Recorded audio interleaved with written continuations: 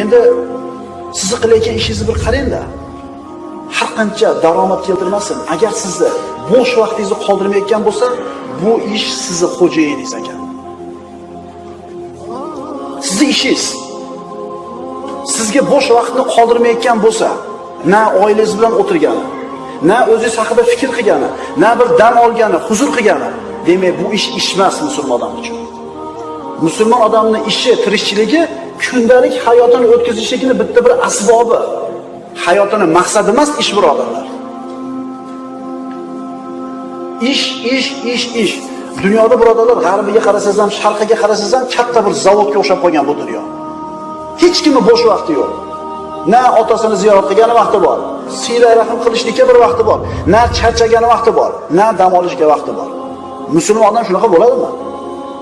Endi qo'y boqqanning insonni fikr qilishlikka imkoniyati bo'ladi. Nimaga keldi dunyoga? Kim u? Agar tog'da qo'y boqib yurib, qabristonda oldidan o'tadigan bo'lsa, qabrlarga o'tirib fikr qiladi. Mana bu boyroq odamning qabri ekan. Bu ham o'libdi. Mana bu yozuvni ham qo'yib qo'ymabdi.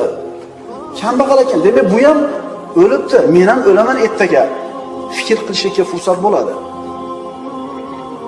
Mana shu bir xotirjamlik, fikr qilishga fursat yo'qligi insonlarning qalbini qatirib tashlayapti.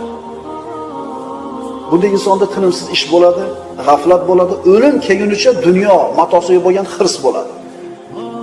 Ishlash yaxshi birodarlar, ishlash kerak, ammo uni haddi chegarasi bo'lishi kerak. Avvali ham bor, oxiri ham bo'ladi ishda.